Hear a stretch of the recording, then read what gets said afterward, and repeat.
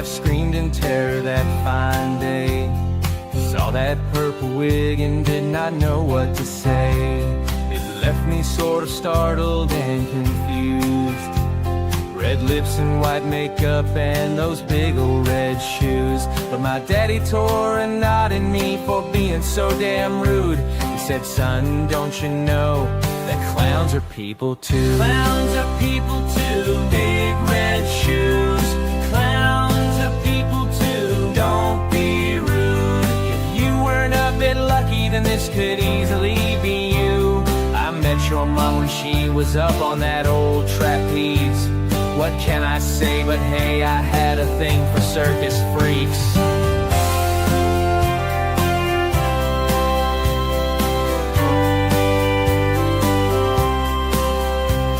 I started watching Bozo and warmed to the movie It. Killer Clowns from Outer Space to me was a big hit. Some people like McDonald's because of Mayor McCheese, but Ronald is my homeboy now, and Krusty and Pinky. Clowns are people too. Big red shoes. Clowns are people too. Don't be rude. If you weren't a bit lucky, then this could easily be you. I met your mom when she was up on that old trapeze. What can I say but hey, I had a thing for circus freaks. Clowns are people too. Clowns are people too.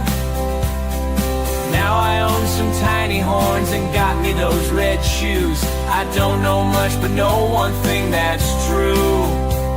If you don't know anything, just know that clowns are people too. Welcome to Inside the Gamecocks, the show, part of the Chief Sports Network. Mad Dog's upstate raised and reared up near the tater patch. He flirted with that upstate team, now bleeds garnet and black. It's been almost 2 decades since JC started Big Spur. He may live outside of Chicago, but he's all Spartanburg. It's the show, the Gamecock Show. ITG, Phil and JC, it's the show.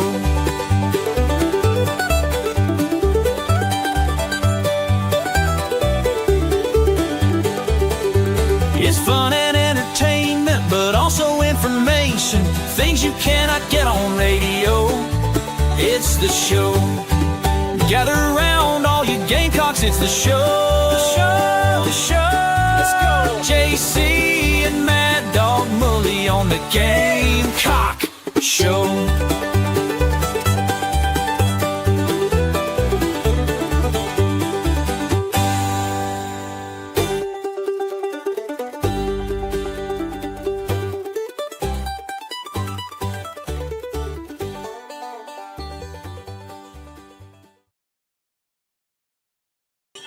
Welcome in, everybody, inside the Gamecocks, the show. JC Sherbert, Phil Mullinax in here with you. Welcome in, everybody, inside the Gamecocks. Is that me feeding back or you? No, that's I got in the chat box to Oh, yeah. tell Bobby I was going to send him an MP3 of Clowns Are People Too.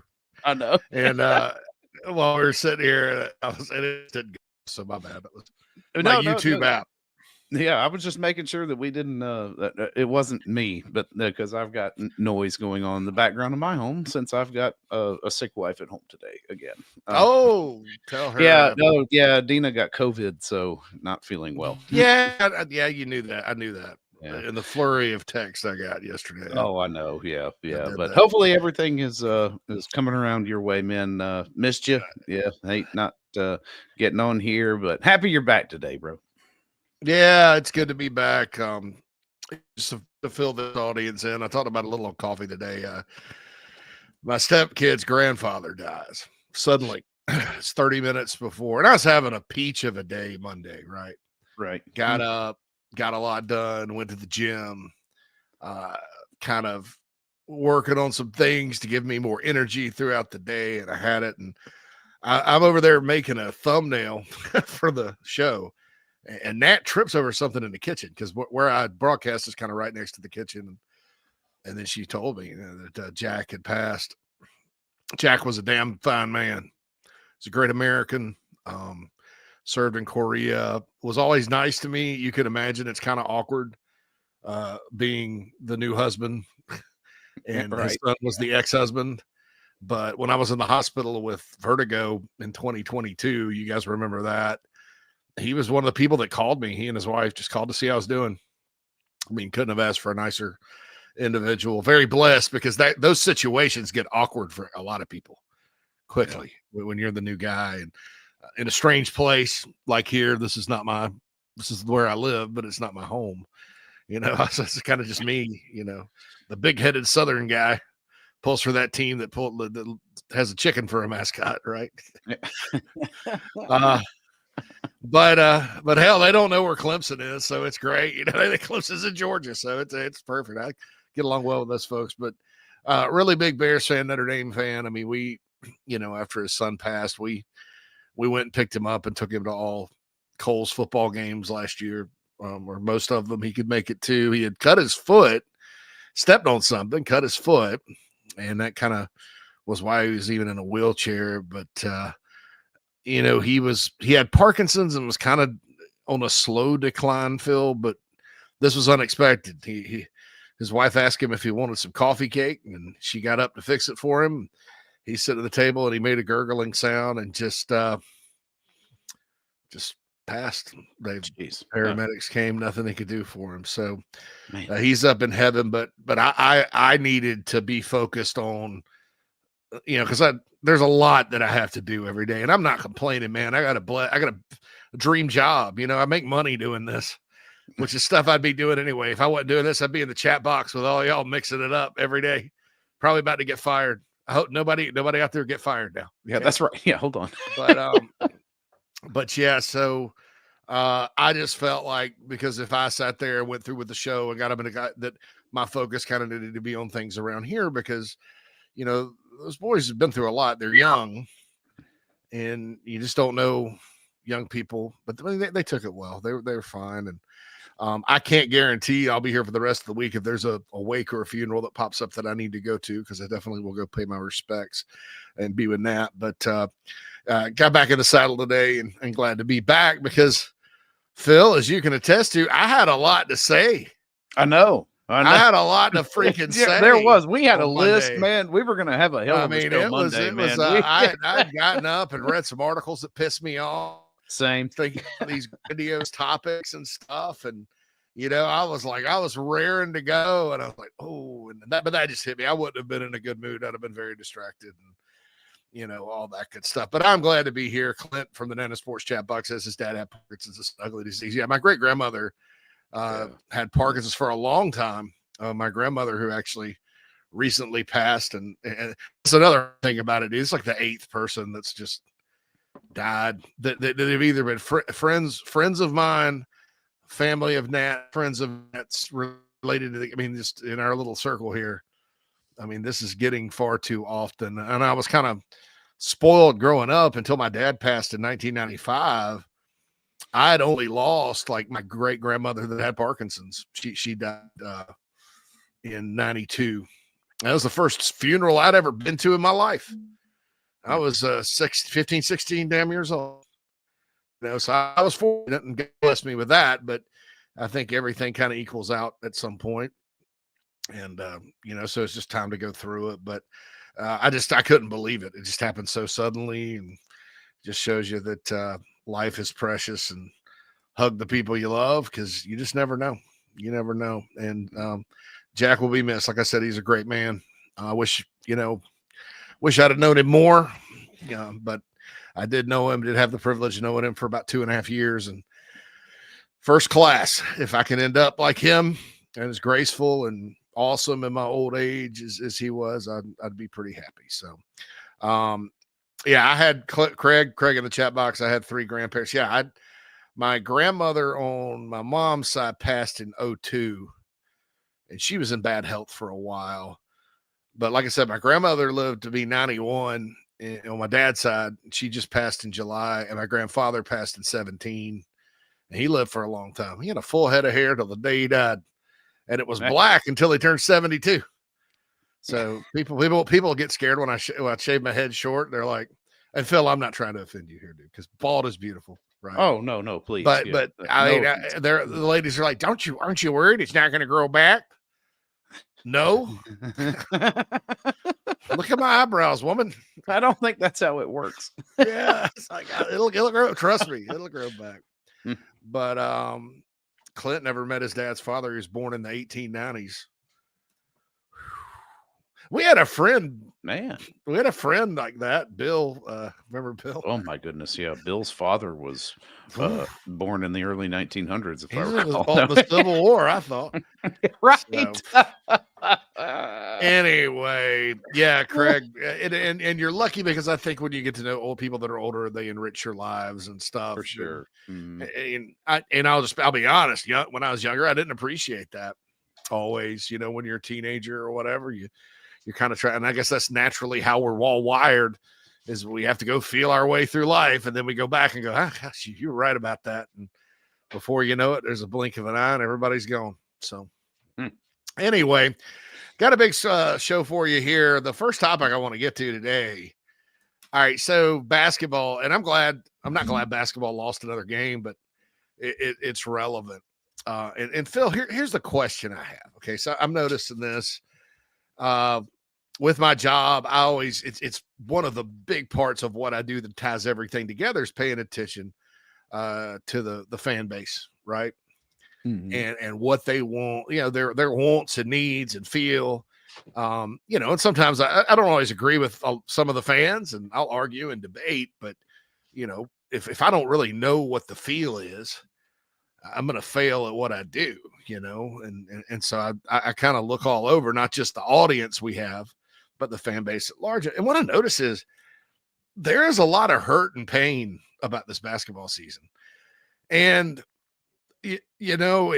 it's one thing to say, well, they don't show up, they don't care. I think that's a perception thing rather than a reality thing, largely because of the logistics at the arena and how they look on TV. Now, I know the crowds have been smaller and smaller as the season's gone on. Everybody loves a winner. It's tougher to get out there for a team that's winless. So I'll say that. But I'll also say this. I think that at South Carolina, here is what makes this place very unique, special, good. And it's a positive and not a negative, because some would say, well, that's not realistic. South Carolina, if you notice, as an institution, has Ohio State level expectations across the board. Now, what do I mean by that? I mean, South Carolina, like Ohio State, expects to be good at everything. And I've got some news. Not every school works that way. Alabama fans are over the moon. Their basketball program's good. But you know what? If they weren't, they don't care. No. I mean, there's a little subset of the fan base that's like, oh, yeah, we wish Tide basketball was better. And they'll fire coaches. I mean, Auburn, we mentioned they told Bruce Pearl, no practice facility for you. Yep, they spent $26 million on a scoreboard alone. I know, dude. I mean, there's just very few schools like that. The folks up the road in the upstate, they make no bones about it, man. They make no bones about it. Mm-mm. They put most of their resources, and when I say resources, I'm not just talking about money. And it's not that they don't do things for Brad Burnell and that program. And gosh, they're winning and they're support. I mean, great. Things are going good. Largely because Brad Burnell has done it. I got to give him credit as unexciting as he is. This guy, that's been his problem there. He doesn't have he's not like Rick Barnes or Cliff Ellis or Oliver Purnell or any of the coaches they've had that have had success there. He's just kind of a vanilla guy, but he's a great he's a really good basketball coach. Right. And he figured out a way on his own to help raise the funds in Iowa. He embraced it, whereas Dabo did not. And he went out there and got it done. Clemson does invest in baseball. And now they invest in softball because it's new, and they have some boosters that got behind it and wanted to start the program. So that's one they do. Anything else? And Clemson used to be really good at wrestling. That program's gone. gone with the wind, Well, what's funny is you could tell like how invested they are because up here, a lot of the Clemson fans that I know are Duke basketball fans. Like they don't care. Yeah, I know. It's how it's been. It is whatever, The passion for the sport when they're rolling. I mean, look at how many people South Carolina took to the Final Four. In Phoenix on a moment's notice. What was Clemson's crowd? Clemson, Alabama playing in the Elite Eight last year. What was, of course there were two West Coast teams, Arizona and who was out there? It was Arizona and Clemson and I can't somebody else. There was a West Coast teams that gobbled up the tickets in LA, but Alabama and Clemson didn't follow them out there like they did for the football team and the two football teams in San Francisco or the Gamecock fans. 20,000 in Phoenix for the Final Four. That's a Final Four. I don't know how Clemson would travel to a Final Four, probably pretty well. And I'm not saying they don't care. I'm just saying on that campus, there is priorities of sports, and they understand they're not going to be good at everything. They're not going to be probably not going to be good at women's basketball, probably not going to be good at this, that, the other. Now they've had moments in golf. They're having a moment now in men's soccer, which is an ACC specific sport. It's not that they're bad, but their fans aren't sitting there jumping up and down. They finally got sick of losing in baseball and made a change, but it isn't anything like the pressure cooker at South Carolina. It's a pressure cooker, but not anything like that. And it certainly isn't in other sports. At Carolina, now that women's basketball, and look, I got this too from Sunday and the slaughter at Colonial Life Arena that the old man put on Dawn Staley and his team that couldn't miss. There were some really upset people about that. Very passionate. And I was like, man, this is different. I mean, for women's basketball, because I didn't know when I saw that thing unfold, I didn't know. I was like, this could be interesting to see how everybody reacts to this because they've been so good and so dominant, frankly, South Carolina women's basketball, that something like that's just unprecedented. It's like a surprise attack, You don't know. You didn't see that coming. And so I was like, and sure enough, there's a lot of anger. And people may say, well, people are stupid for getting angry. And I agree with all that because you have to understand, you have to understand that you can go overboard with that. But the reason people are upset is because they care, right? There's not apathy. The opposite of love, they'll tell you, is not hate. It's apathy. Yeah. It's not caring is a poison. That is a poison. Yeah, that's your poison. It's when people just stop caring. Now, I do have a theory that at some point in time, men's basketball with a whole group of graduates that went to Carolina around 2009 to or 2010 to 2013 or 14-ish. They were at the end of what I call the erosion period, or the corrosion period. They may not care, but look, everybody's upset. I mean, there's people after Carolina goes to Florida this weekend, right? Last weekend, played a good first half, hung in there, got blown out the second half. Surprised they didn't get blown out both halves because guess what? A lot of teams are getting blown out by Florida right now. They're hot. Yeah. And, I thought I wasn't too broken up about it. And lo and behold, I get on Big Spur and somebody's like, fire him. He's a Southern Conference coach, which is totally out to lunch and inappropriate, right? Very inappropriate. However, that guy cares. That dude actually turned on the television or God forbid, went to Gainesville. By the way, shout out to Matt Anderson, because 100 episodes of the Late Night Gamecock Show last night. And B, one of his friends on a whim got in the car and drove to Lexington and watched the Gamecocks play at Rupp a couple of Saturdays ago. God bless you, sir. That's right. God bless you, sir. That guy woke up yesterday and may or may not have had a few beers, I would think, and expected to dadgummit go into Florida and beat them, even though they're third ranked in the country and really good. Okay. Well, you took them you took them all the way to the wire at your house. You figured it'd be a little better than that. Although this team hasn't played well on the road. So I thought that worked against Carolina, though, because I was like, you're not going to sneak up on them now. No. I mean, Florida played like absolute piles of poo in Columbia, and the Gamecocks played well for 38 minutes and 30 seconds. I know, but so I get it, and so what I've come to the conclusion is, South Carolina fans, this fan base, they have expectations across the board, and that is a good thing because, as I said, not very many schools have it. Like who else? Michigan expects to be good at everything. Yeah. Ohio State, Florida, Texas, maybe Florida, but do the Gator fans, do they really get all that mad when they're not winning at baseball, or is it just kind of a nice bonus?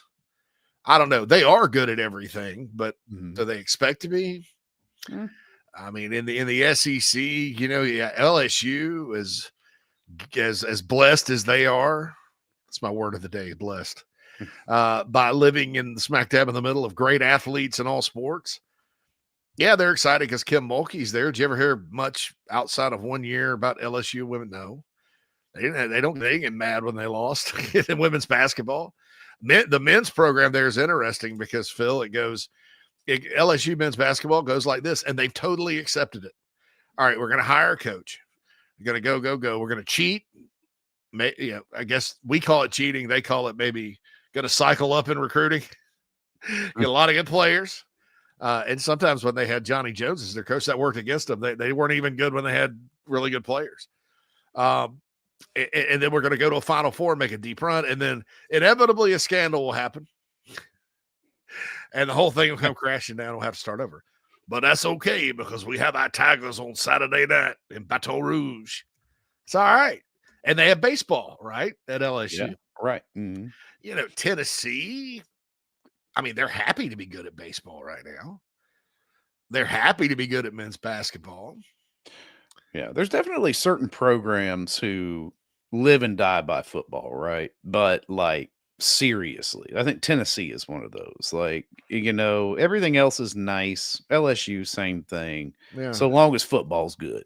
So long as we're good on the football field. Yeah. I think you brought in a couple with Texas and Oklahoma that want to be good at absolutely everything. I agreed. Yeah. Oklahoma would be one because they're talking about firing Parker Moser, right, and Brent Venables. I'm like, look, man, you can't in the SEC. You got to kind of pick your poison,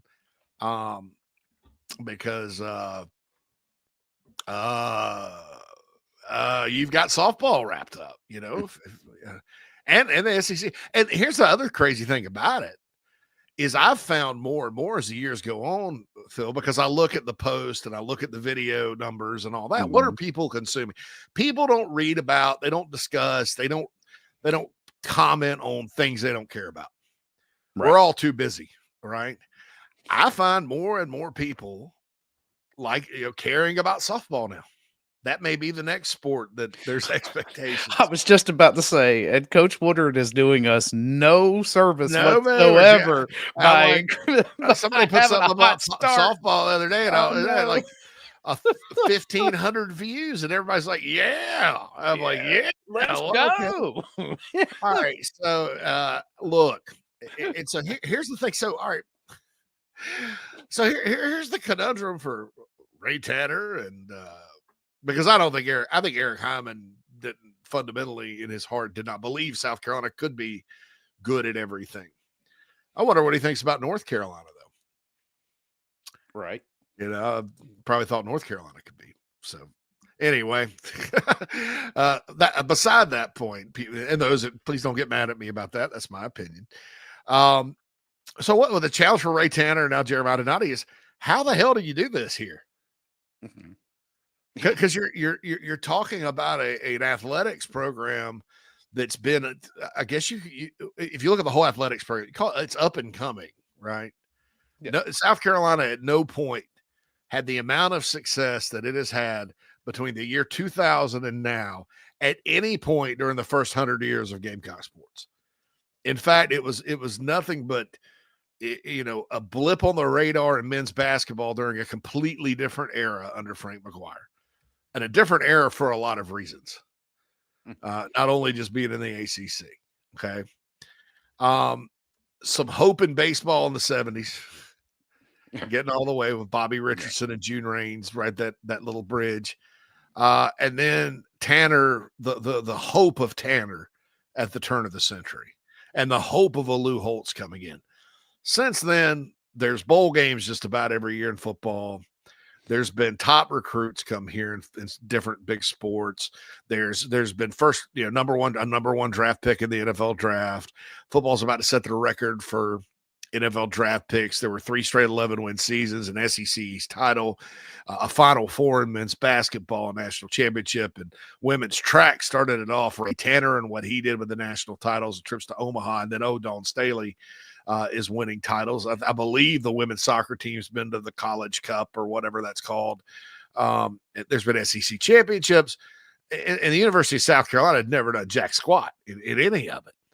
I think the women's basketball program went to the Final Four before it was an NCAA sport and won the Metro a few years. But, man, other than that, like I said, so it's kind of a new deal, nobody's used to this, but there are those types of expectations. I'll use Ole Miss as an example. They love baseball at Ole Miss, right? Right. Oh, yeah. Mike Bianco hadn't really done much lately since winning the Miracle National Championship, has he? Nope. Still there. But that's only been 2 years, right? And look, they've got Chris Beard there, and he's more with less coach. He's one of the best coaches in the country, and they're going to be fine for a while. But then when he leaves, I mean, even a guy like Kermit Davis and Andy, they couldn't keep it going there. Mississippi State's been to a Final Four in basketball. Mississippi State fans of football are happy winning 7 games and beating Ole Miss. They really don't have any aspirations other than that. But by God, if baseball's struggling, they're going to get after you. So Kentucky cares about absolutely nothing. Zero. Except basketball. That's it. And when I say care, I'm not talking about crowds, because Kentucky's football crowd is great. 65,000. They come. Are they devastated when they lose in football? Mm-hmm. Yeah, they got a little salty this year because they thought they'd be good. I remember the guy from Kentucky Sports Radio just clowning South Carolina in the preseason. God. Well, South Carolina, that should be a win. Those days have changed, brother. That's right. Brother. And Queen of the Cocks, coming live from the Show Me State, even says, don't forget about hockey. It's a club sport, but they did win the national championship. That is true. Yeah, I mean, I was going to say. Yeah, I have a jersey. Hockey. Mm-hmm. I have a jersey. So, the problem is like you have a bad football season around here, it wrecks things. You have a bad baseball season around here, it wrecks things. Bad basketball, even though, I mean, the heights of that program are, a Final Four, which, don't get me wrong, there are plenty of schools who can't claim that. But, now I think even after the success that Lamont Paris had last year, this year, that just makes this year hurt worse. It does. It's awful. And, it stinks. And then you get scared when something like that happens at the CLA against the women's team. You're like, you're taking it back, right? No, I was like, well, what is this? And you don't think, it's UConn and one of the most experienced and winningest coaches, ever on the other side. You're like, we should win this freaking game. Yeah, that's how winning is done. That's how right. Yeah, and I would rather JC have those expectations, right? I'm all in on the emotional roller coaster, because I don't want to just be like, who cares, because that's how I feel about my professional teams. Yeah, it's like if they're losing, if the Cubs lose, I'm so used to that. Who cares? if the Redskins, aren't good, whatever, But South Carolina, let's go all in, and damn it, if softball isn't hooking me too, Yeah, I mean, look, it's yeah. like y'all. I'm like last night. I'm sitting there. By the way, I echo what everybody said about the broadcast last night from Winthrop. Oh my god! What the hell was that noise? It sounded like Battle Los Angeles, that movie, or the robot aliens that were attacking. I was like, what in the world? I turned it off and I listened to Same. I couldn't and even the leave it sidekick on. there. Yeah. Or no, it wasn't Stewart the sidekick. It was it was Stewart. Well, and yeah, it was somebody else. Cade. Yeah, because Cade. Derek was in LSU. But look, but then I thought, I was like, is this a first world problem? Because you used to not be able to get the midweek games even on the radio. Right. I mean, outside of Columbia, especially, that's like, here I am sitting in Homer Glen, Illinois, watching a game at freaking Winthrop. But to your point, I am like sweating it when they got 2 runners on, and Carolina loses that game. It doesn't mean make a nickel's difference in the season. It's baseball. Make a damn. It's supposed to you're gonna do that. Doesn't make a damn. And I'm like sweating it, and my mood went from pretty decent to bad. I know. While I'm sitting there, and I'm not. I didn't snap at anybody, but I'm like, my wife's talking to me, and I'm like, hey, hold on just a minute. Let me finish this. Let me finish typing this, and I'm like, of course, not typing. No, because that would drown out the broadcast. It was like, So I got that last night. What are you doing? I'm listening to the baseball game. It was like, what is it? I was like, well, we're up by 2. And then and you're sitting there. It was like, well, who are we playing? Winthrop. We should win this game, but we're not. And even when they were up 3-2, I was like, ugh. I was a little pissed. Yeah, I'm like, come on, guys, what are you doing? Not at anybody. I was just a little mad. I was just a little like, oh God. Man, and then I got up this morning and saw on X that Whittle had tweeted that Winthrop was pretty good. So that's my point. So my question for everybody is, and you can respond in the chat box and we'll read it, or send us an email, or just think about it amongst yourselves, is with these types of expectations, which I think are fundamentally good. What I would love to see, and you're not going to get any outside recognition right now, because you gotta earn that through decades, right? Mm-hmm. There's a reason we sit around and talk about blue bloods. My question is, do you think it's realistic for South Carolina to be good across the board? I think yes, with the right plan for each sport, because you can't just, number one, you can't just go at it like you used to back in the day. And I think that's helped South Carolina. The basketball situation aside, I think transfer portal, NIL have been positive for the Gamecocks overall. Yeah. We mentioned last year's NCAA tournament team. That doesn't happen without the transfer portal, right? Mm-hmm. Football, obviously, you look at the players that got invited to the combine, whatever, I think baseball got some players in here that can help them win quicker under Maneri.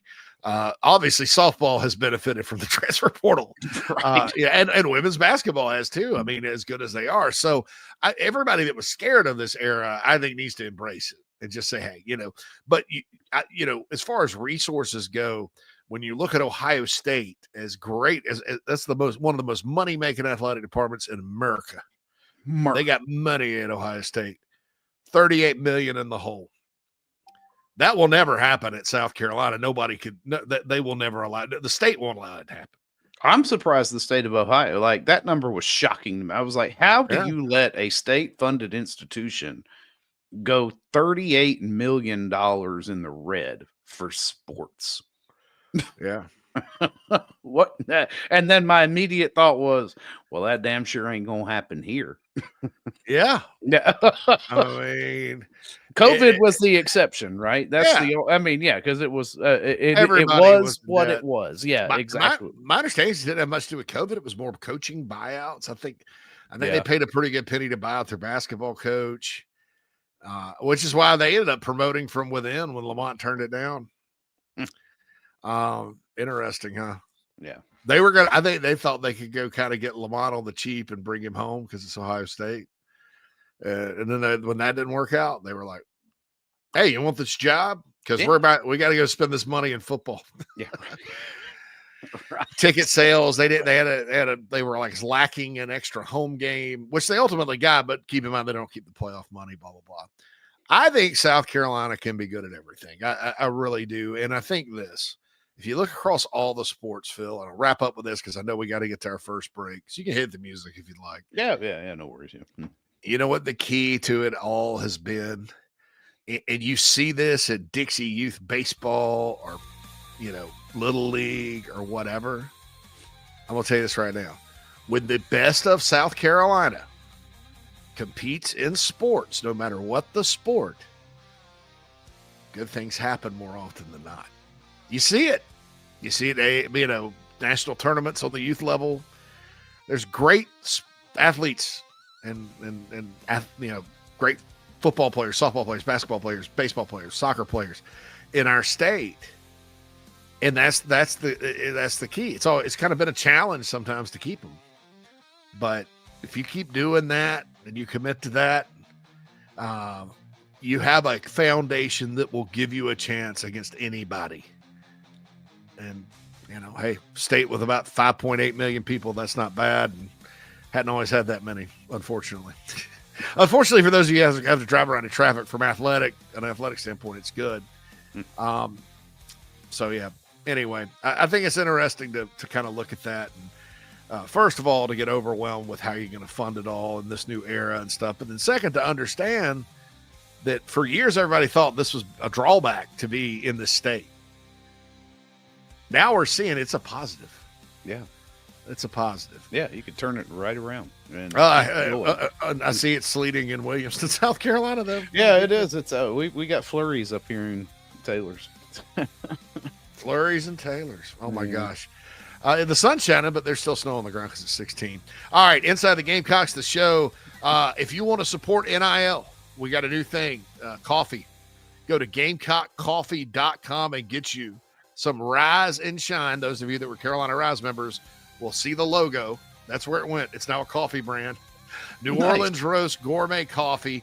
All that money goes to NIL. To the Garnet Trust, and you get some delicious coffee in return. Not a coffee drinker?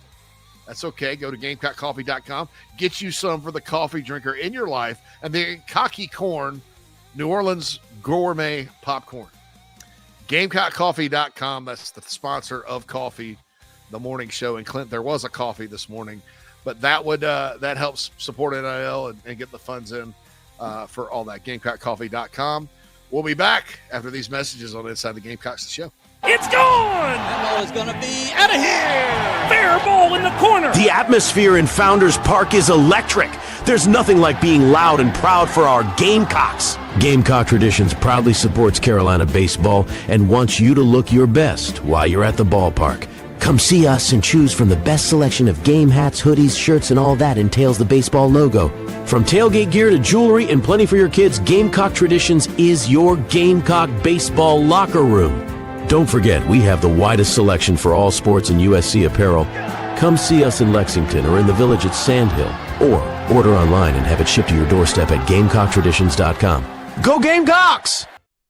Charleston Fitness Equipment is keeping South Carolina in shape. Clients have come from all over the Palmetto State to find that one piece of equipment that they enjoy that keeps them looking and feeling good. Whether it's a home rower, treadmill, elliptical, free weights, a home gym, or something else, Charleston Fitness Equipment keeps the mirror smiling back at you. Get in shape like the Gamecocks do. Visit charlestonfitnessequipment.com. Gamecock owned and operated and proud partners of Inside the Gamecocks, the show.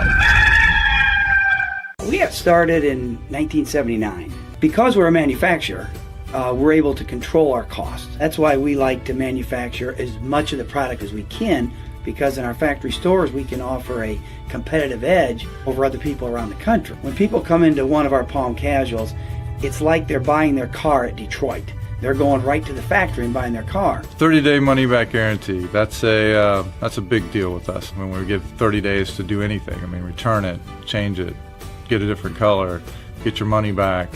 When you pull into a store and it says Palm Casual, you know you're at a factory store.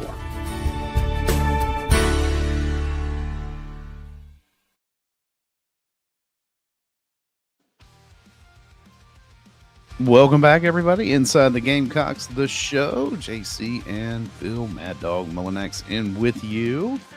We just got through an interesting conversation about expectations. It's one of the things that I think kind of, where sports mirrors life. JC, I've always kind of had higher expectations for myself just because I learned that I performed better under that circumstance than I did when I didn't give a care.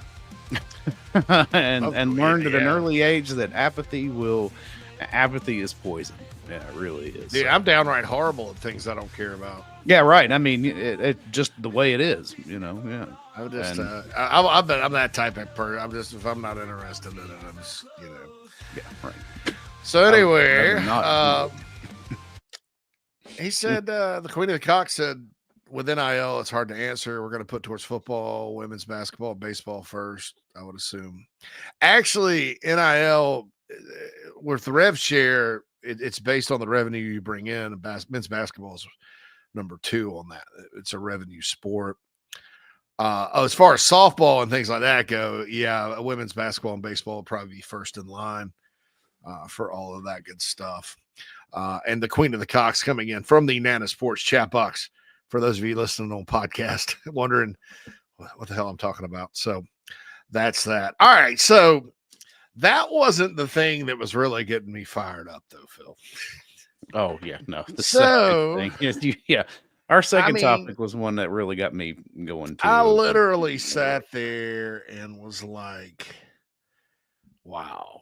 Just kind of like these idiots. But speaking of New Orleans, which is where the gourmet Rise and Shine Gamecock coffee will be made, go to GamecockCoffee.com and buy some or some popcorn to support NIL.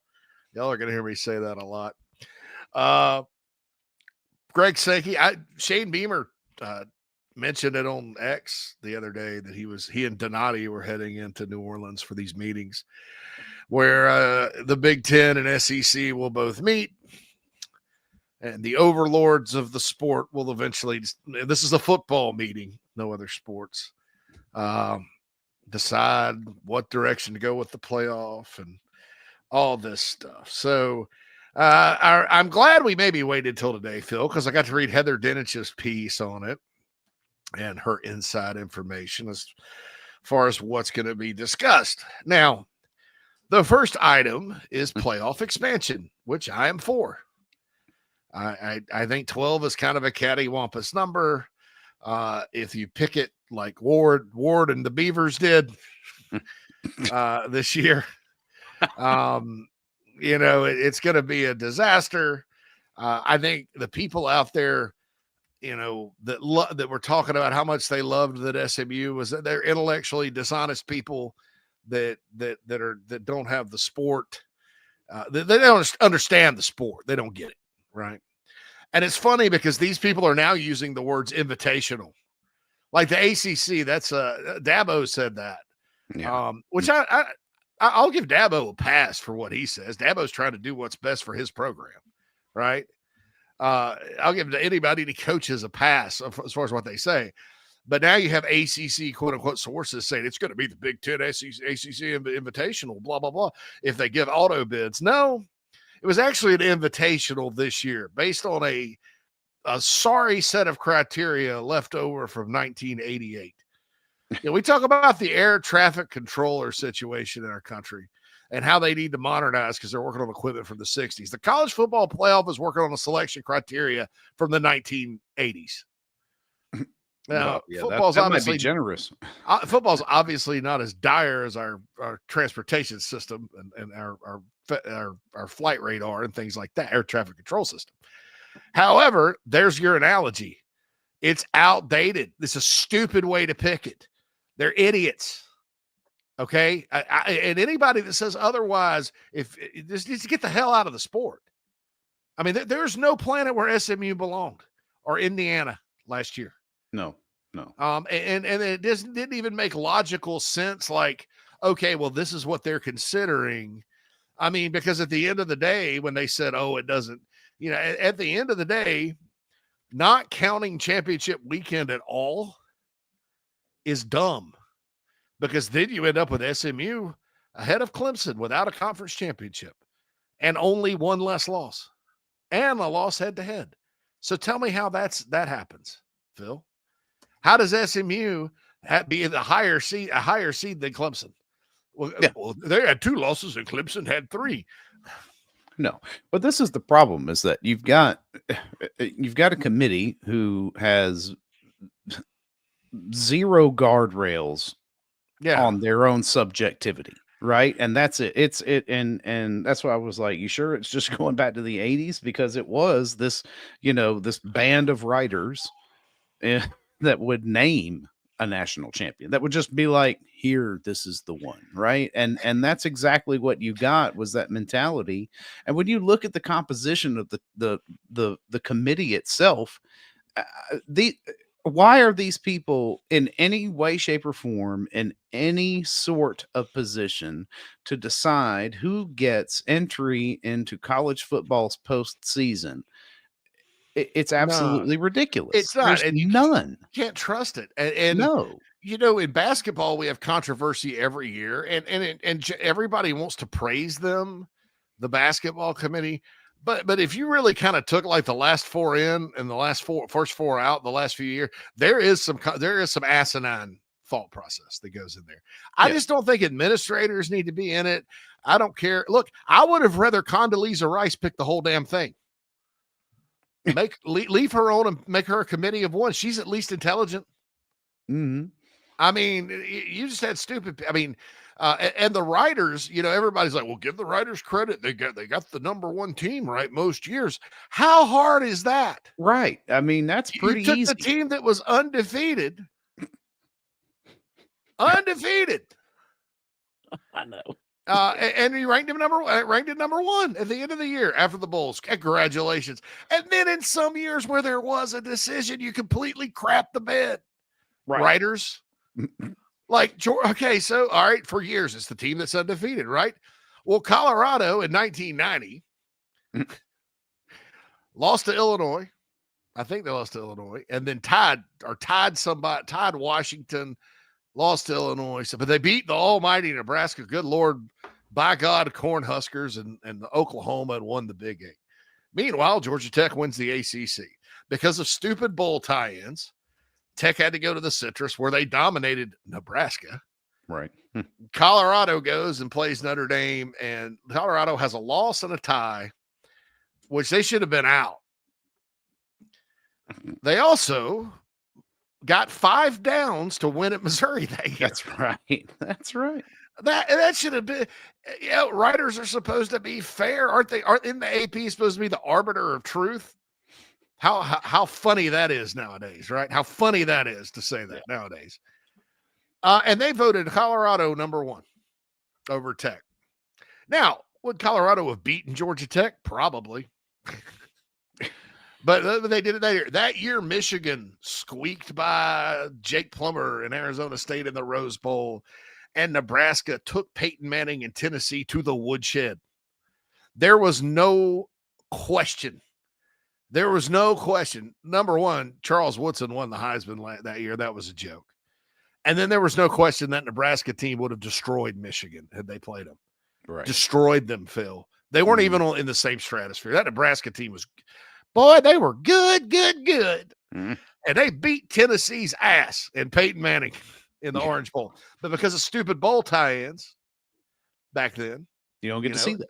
They didn't have the BCS yet until 98, right? This was 97, the last year of this crap. The AP voted Michigan number 1. I just think Michigan's number 1. So even when it wasn't inherently easy, like literally the captain obvious, more obvious than the blue chip ratio, right? The most obvious thing ever, right? When it wasn't obvious, they crapped the bed. And it's not the same people. It's the same thought process with the committee. So I think we're in agreement they suck. So how do they fix it? Auto bids. All right, I'm all for auto bids. I've talked about it. I don't think the Big Ten should get 4. Just to be frank, I don't think they're that good of a conference. But if that's what it takes to get the SEC 4, and the SEC kind of controls its own destiny, great. The other leagues are, of course, running their yamper, you know. Well, what if the ACC has 3? Well, you have 1 at-large bid. You should probably count Notre Dame on your end of the ledger since they have to play 5 of your sorry-ass teams every year. Okay. Because if Notre Dame gets in, Phil, according to this plan they have, there's no at-large. Yeah, with 14 in the 14 teamer. Yeah. And I think 14 is the dumbest idea in the history of why. Yeah. Why? It's arbitrary. Why? You're using it as a stepping stone to get to 16. So let's rip the damn Band-Aid off. I know. And make it 16 teams and let's just go. Well, and the buys are worthless. Yeah. As we saw, they're detrimental. It's not just worthless. They are detrimental. Going to be detrimental. And everybody's like, I mean, you know. So nevertheless, so they're going to go to that. If Notre Dame is good, they're going to get the 1 at large. So anyway, so you got 14, you know, so 14's the number. So that's fine. So then you get into this other stuff, Phil, that really kind of chaps my bahunkus a little bit. That's right. And I'll get into that after the break here. Yeah, we'll carry it over into the second hour because this might ride us out even through the end of the show this time. I mean, they're talking about and this impacts bowl games and championship weekend. Yeah. And all, and then the big enchilada, South Carolina's future football schedule. And I my jaw dropped whenever I said, surely they're not going to. I said that. No. There's surely no way. There is no way that would even be on the table as a compromise option. And then I'm going to defend the SEC against a shameless, I don't want to call it an attack, but a shameless piece of anti-SEC propaganda that was out there. Namely, 2 articles like that. Yeah, you sent me one. I thought it was the one I read, but I was like, oh no, this is another one. Namely, Greg Sankey is not to blame for all this, folks, by adding Texas and Oklahoma. I don't know. Nope. Again, this is one of those Planet Venus things. You're like, one of these things is not like the other. Why don't it's bias, and I just wish people would, at least try to approach the truth or their truth. I guess because everybody's got to have a truth now, with some facts and reality, but they don't. Anyway, the first half of the show is flown by. Flown by. If you want your day to fly by with great energy, don't forget my friends at encapsulateusa.com, the magic mushroom supplements that Mike Morgan and I have. You want to know how Mike can go strong into the night calling a LSU South Carolina blowout in Baton Rouge? It's encapsulateusa.com, $10 off your first order if you use code JCM. Also free shipping over $60. And no, Clint, I love Colorado because Ralphie's one of my favorite mascots. You ever see the Chris Fowler thing where he narrates the new Ralphie? I mean, it kind of choked me up a little bit. Yeah, it was I love that program. I wish they had been better up until now. Anyway, we'll be right back after this from our sponsors. Hey, this is Cornbread Cowboy, and you're listening to the show. We'll be right back. The Aventon Adventure 2 takes the same basic design as the original Aventon Adventure, making it an adventure bike designed to take you places that typical roads just don't reach, allowing you to ride whatever terrain you want based on your whims of the day. Look at what you're getting. Hydraulic disc brakes, torque sensor for responsive pedal assist, great LED lighting, suspension, a beautifully welded frame with excellent build quality, included rear rack, included fenders. The list just keeps going on. Visit electricbikescharleston.com for more. Welcome to Palm Casual Patio Furniture. Because we are the factory, Palm Casual has the ability to offer the highest quality outdoor furniture paired with world-class service. Since 1979, our factory showrooms have done our best to make the buying process as easy as possible for our customers. Our understanding of the many factors that go into your decision has helped us create our 30-day trial period that increases the level of comfort our customers feel during the shopping experience. Visit us in Somerville, Mount Pleasant, Myrtle Beach, and Bluffton, and online at palmcasual.com for our products and out-of-state locations. Go Gamecocks! Welcome home. That's what the Gamecocks say, and so does nationally recognized the Barndominium Company, where they are building dream homes in the Carolinas, Georgia, and Tennessee. Their turnkey process can be custom designed and takes 6 months on average. Make your dream a reality. Visit thebarndominiumco.com. Thebarndominiumco.com.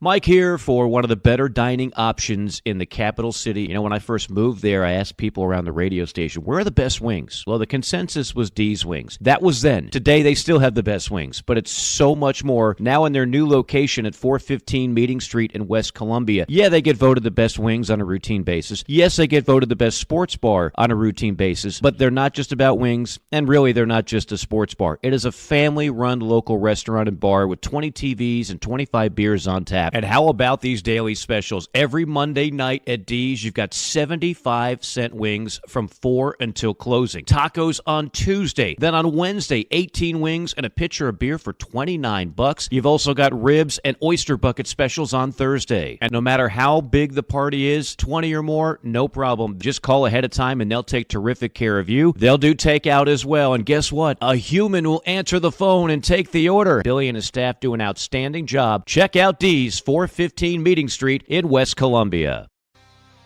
Welcome back, everybody, inside the Gamecocks The Show. Second hour of the show coming at you right here, talking about the potential changes and idiocy that has come out of the Big Ten and SEC meeting again for the second time in about, 4 months in New Orleans. It really is bringing the freaks out, JC, in the journalist community. The freak world. And I want to say something real quick because I was pretty harsh. This is a South Carolina show. We talk Gamecocks all the time. Everybody knows who we want to win on Saturdays. My rage with it has really little to do with South Carolina, because had Ole Miss and Alabama gotten in and they said, well, you know, we had to break the tie somehow, and the Gamecocks were 0-2 against those two teams, fine. You know, frankly, I like counting head to head. Yeah, it's empirical. And I would have been fine with it. I would have been, you know, disappointing.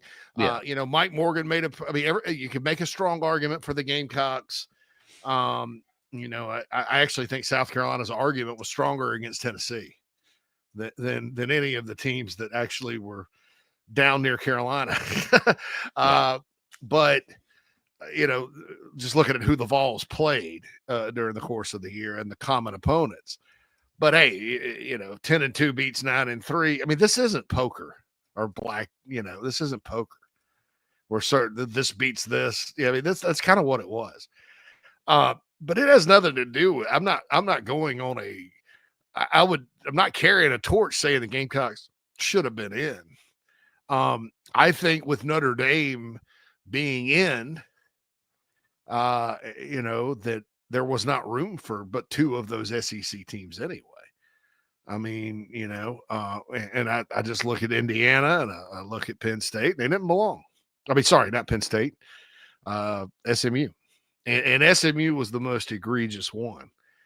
That's what I'm angry about, is like, you know, don't peel my head and tell me it's raining. Okay. Yeah.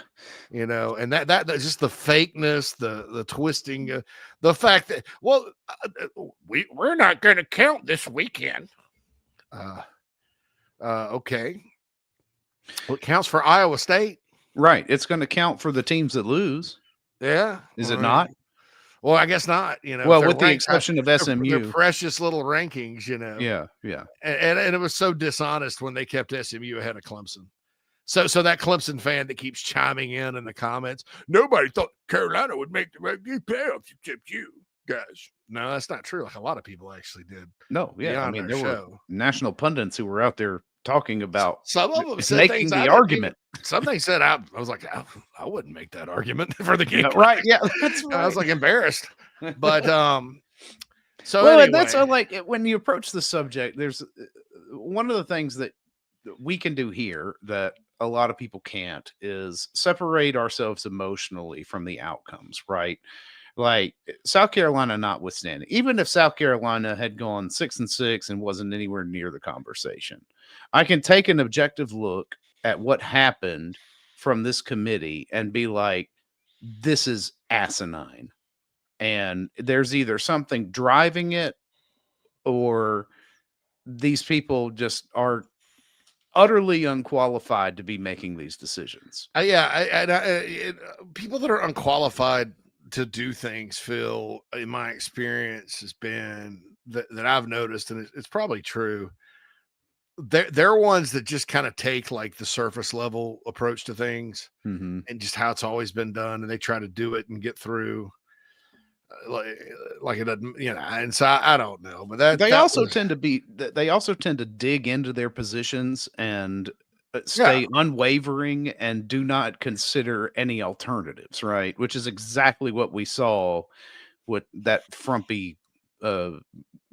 So I was about to drop an F-bomb right there. Yeah, who got out there and tried to explain what was going on in that room. I just want to be clear. I'm not sitting here ranting, and I wouldn't serve anyone too well, including myself, if I sat there and was that psychotic about the Gamecocks not making the playoff. Because, frankly, like I said, if you're talking about the 3 SEC teams, no problem with going head to head in certain situations. I could probably sit there and say, well, if you kind of went row by row, like the tiebreaker, like South Carolina would have won had Carolina beaten LSU. And you look back on that one too. At the end of the day, Carolina would have been playing the Texas Longhorns in Mercedes-Benz the first weekend in September. Yeah. Over how much does that make you sick? I know, because not only did it cost the Gamecocks a playoff berth, it probably an SEC shot at an SEC championship. And I'll tell you this right now, with how South Carolina was playing on both sides of the ball, at the time, right? I don't think that's maybe Vegas has it at a 6.5 point spread Longhorns, but South Carolina would have played them off their ass, and it would have been close, and Carolina could have won the game. I mean, you talk about a game of inches. That's what happened there. So just for poops and giggles, I looked up the tiebreaker and said, well, if they were tied with Georgia, and I've said nothing bad about Georgia all year. I think Georgia went through hell and came out. They actually are a team that's 10-2 that accomplished something, right? Right. In my opinion. Exactly. So I looked at the tiebreaker, and based on South Carolina's margin of victory in the conference, when it got down to that, South Carolina would have won the tiebreaker against Georgia. It was right like two spots before, like, we all vote, and then if that's a tie, we flip a coin. Yeah, right. It was 2 spots before that, so it would have taken some math. So you look at that, and so that was very costly, at the time, as far as getting to the championship. But I can't, when you're talking about 9-3 Alabama, 9-3 Ole Miss, 9-3 South Carolina, and those two are sitting there 2-0 against the Gamecocks, and Gamecocks are 0-2. I agree with everyone that said that South Carolina probably, probably they were playing better than both those teams at the time. At the end, I agree with that. I think the Clemson win was bigger than anything non-conference those teams did, but 0-2 is 0-2. So I get that. So moving on. So here's all right. So this next thing, and then we're going to get to the big tamale. Remember on Independence Day? You ready to see the big tamale? Big tamale. The last few days have been very exciting. Exciting. I wouldn't call it exciting. Give me the Secretary of Defense. Give me the Secretary of Defense. That's right. Give me the. Then wake him. Then wake him. Wake him. love it. Yeah, I don't know. I'm gonna go watch that this afternoon because there's an asteroid coming. Of course, it's gonna smack the Earth. In 8 Like years. increases percentage. As of if getting I to your needed Earth more by, stress in my I life. know. Tenths of percents every day. I And got worried when I didn't get an update one day. I was like, "Oh no, hope it's made a jump." it was like the play. Like I knew South Carolina wasn't going to make the playoff when all of a sudden, like FanDuel or one of those, they had Carolina with pretty decent odds to make it, Mm. and then Carolina dropped way down, and Alabama went way up, and that's when I knew, So that's kind of the asteroid thing. Anyway, so here's the plan, and I love this plan, but I don't think they're doing it the right way. I like the Josh Pate plan. Why? I don't want to say why is Josh Pate the smartest person that covers college football, because he is, and he deserves to be, because I'm not saying he's never, he's above reproach, but the dude has great ideas and he gets it. He understands the sport and has a way of digging into it like no other. But his plan was perfect. Let the top two go on and then play it off on play-in weekend. That's fine. Great. Do it. No championship, just a big double header in Atlanta. And then you have, just like the kickoff games, you guys may not know this, but there's going to be a lot of orange with Tennessee and Syracuse. Of course, more Tennessee than Syracuse, obviously, in town for the game on Saturday before the Gamecocks play the Hokies on Sunday. Atlanta can handle that easily, Phil. I mean, they have, multiple teams play high school championships and things like that. There, I mean, it's not, Atlanta can handle it. I'm all for that. I think there's some smaller questions like, well, what happens if 3's a really good team and they just didn't win the tiebreaker and then they get upset? Are they not a playoff team if Notre Dame makes it? Well, that's why you don't stick with 14, you bunch of idiots, but that's fine. All right. So Heather Dinich, though, throws this little thing in there in lieu of bowls. And look, I understand the argument with bowls, and my deal is let's make bowls better.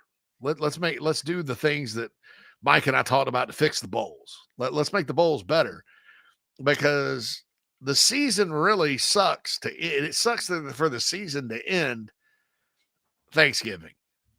I mean, I don't think anybody disagrees that when it's your team, you're looking forward to seeing that one game, whether or not you're happy with the year or not, season or not. You're at least watching the games. One more. Yeah, you get one chance to watch the team. A chance to go out and win or lose. You get to see the team play one more time and all that. I don't think they should go anywhere, because then the whole season, like, have half the teams ending the season early and all that stuff. And what are we going to watch over Christmas? Frosty the Snowman? Basketball? Hell no.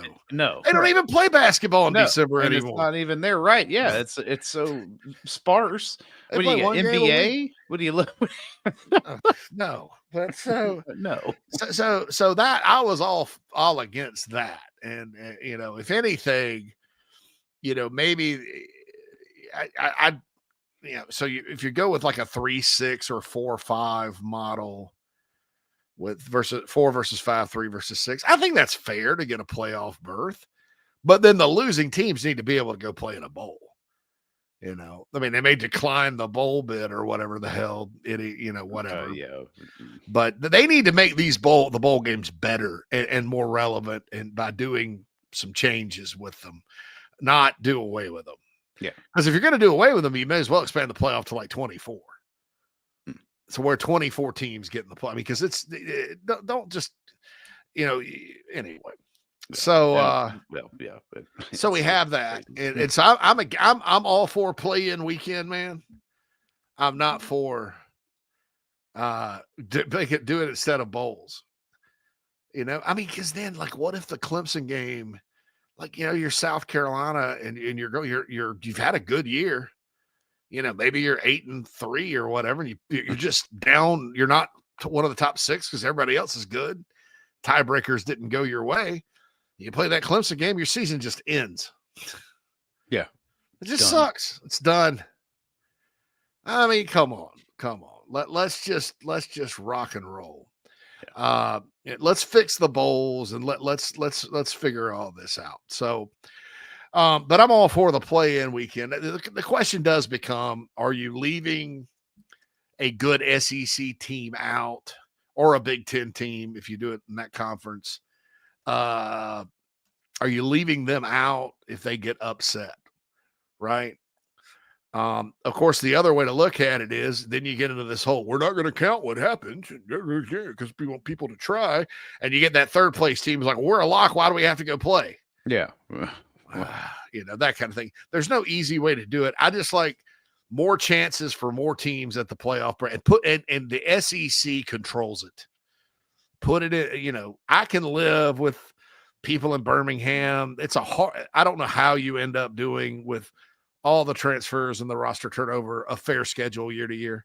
I don't know how you're going to accomplish that. You may as well put everybody in a hat. Do a lottery for 4 of the games. I don't give a crap. I mean, it's hard. I'm not gonna gripe about them anymore. Like as far as the conference schedule goes, like right now with the 8 teams and trying to balance it out, that's just not going to happen. And so it's not fair because, like I mentioned, Tennessee last year, that team, mad respect for winning with defense in the run game like they did. Yeah. But because that's winning in a different way. 10-2 is 10-2. That's great. But Phil, they didn't have to play Ole Miss. Yeah, no, it's not a free pass, but it wasn't a cakewalk, but it wasn't that tough. They didn't play. They played no Ole Miss. No Texas. No Texas A&M. No South Carolina. Nope.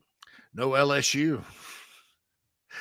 I guess the toughest team they played outside of the Dogs was Alabama. They did beat Alabama. They did beat them, yeah. Lost to Georgia on the road. The next toughest team, Vandy in Florida, Oklahoma. Yeah. I mean, they got Mississippi State and Kentucky. Right. I mean, so did Texas. Right. And imagine if Vandy had been down too. Then you could have looked at that and been like, they had Mississippi State, Vanderbilt, and Kentucky. Somebody down there is cooking the damn schedules. I mean, it now is hard. it looks like this coming year is going to have the potential for being a bit tougher than it was this year, which is good. Yeah. Right. I mean, that's good. It is what it is. Yeah. And you're right. There's ebbs and flows. You never know who's going to be at the top and the bottom, shake up the middle in the hard. SEC. Yeah. It's tough. And look, man, I remember, when early years of Dooley and early Butch Jones, Champions of Life. I've called him Champions of Life so much I forgot his name. But they should have hired Butch Davis. But, yeah, right. Yeah, that would have been a better move for them. Yeah, we got the wrong Butch. We got the wrong D coordinator from Georgia, Jeremy Pruitt. We should have gotten Kirby, but man, there were years where like LSU and Alabama were good. And I think Doolander was coaching them.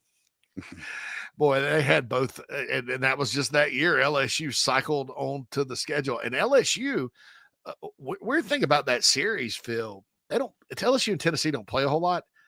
But Tennessee has a knack for going into Baton Rouge and winning somehow. I know. Don't ask me. It's a weird thing. They played in 2022 down there. Tennessee whipped their ass 40-13. It was a day game, but they beat them. So I don't know why, but when it's in Knoxville, LSU tends to, jump up and get them. Roll, yeah. And of course, LSU knocked them out of a national championship in 2001. But, so they had to play like the really good Les Miles LSU team and then Alabama same year. Plus they got Georgia. Carolina's good that year. Doolander's just like, oh man. So because Tennessee during the Nick Saban run at Alabama was the only team in the conference that had Alabama as a permanent opponent every year, the only team in the East that had to play those jokers every single season, I'll give them a pass for making the first playoff with a light schedule, right? Right. I mean, because what goes around comes around. So, well, you look at it, I mean, and that light schedule was still a hell of a lot more daunting than, say, SMU. Indiana and SMU. Jeez. Yeah. Unbelievable. Yeah. But, and dude, I've never been so mad when I watched Indiana on the big screen walk out. I got to look at their players. I'm like, huh? These guys play in the Big Ten, huh? Yeah. So you can you can have a G5 roster and win in the Big Ten is what you're I'm telling me. looking No, at no, their no, no, no, no. That's linemen. not what we're telling you. No, no, That's it. don't look at that. No. No. Pretty record. That's right. Hold on. I literally was like, oh, interesting. Nevertheless, I guess so with the so people in Birmingham are never going to get that right? So I'll give them a pass on that. I love the play-in weekend idea. I just think there's some questions of fairness, who gets in play-in weekend, because like I mentioned Tennessee and like so. If we had done something like that this year, I don't know if the Gamecocks would have gotten in if they played 3 versus, because who ended up being 3? Tennessee. It was yeah, well, I guess Texas and Georgia are 1 and 2. Well, Georgia, Texas 1 and 2. Tennessee would have been the easy third because they were the 2-loss team, and then the next 3 are Alabama, Ole Miss, and Carolina. That's it. Alabama, Ole Miss, and Carolina. So probably, Carolina would have been. Oh, so Tennessee would have played Carolina in the play-in. How about that? I like South Carolina's chances in that one. Same. The Gamecocks were playing. Yeah. And so that's fair. And then Alabama and Ole Miss, two hard teams to decide between, because they kind of had similar results. I mean, I think, yeah, they peaked in the middle of the year. Yeah, and losing at Oklahoma to me by 3 touchdowns isn't quite as bad as losing at home to Kentucky. Right. But Kentucky still cared at that point. So Ole Miss. Are you kidding me? Ole Miss versus Alabama.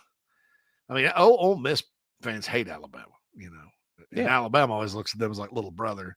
But Lane Kiffin versus Alabama at the Dome, and then Tennessee, Carolina at the Dome. Yeah, that'd be one hell of a weekend. I mean, that would have been beautiful. Mm-hmm. And in that situation, Phil, Tennessee loses. That's 3 losses for them. They're out. But what if you get this situation where there's 3 teams that are just a cut above in the SEC, and they happen to all not play each other? You could have this where there's 3 undefeated teams, right? In theory, is that possible? That they all 3 avoid one another? Maybe not. I don't think that's possible. Not with 8 games.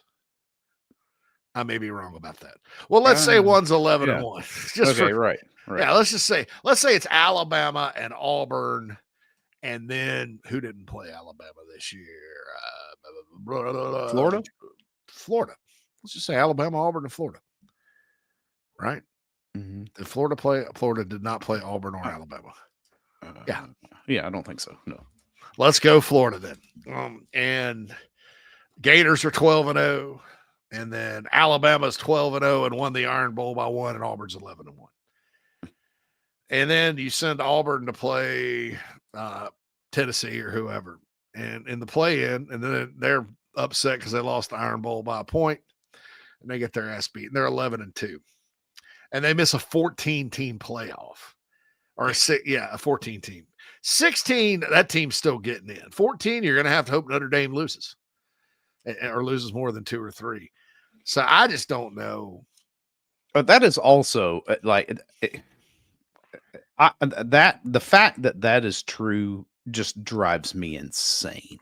What? That you're giving a single institution the power of an entire conference and allowing Notre Dame to still exist in this rooted in tradition independence, which I get because I like the tradition in college football, but why does Notre Dame not have to face facts that the tradition in college football is eroding rapidly, and you'll either need to change or get left out? Because I'm perfectly happy with leaving them out. Join or die. Give them the ACC's other spot. Yeah, or right, like I said, or tell last them week I was like, you caucus with the ACC, right? Yeah, you caucus with the ACC. You're like Angus King, Senator. For those that don't know, Angus King is a senator from Maine who says he's independent, but he's really a Democrat. Yeah, you're Bernie You know? Sanders is what you are. You're the Bernie Sanders of college football, which that'll drive them Bernie insane. Sanders would be Ole Miss. Yeah. Not kidding. Or Navy. So, I don't know who else.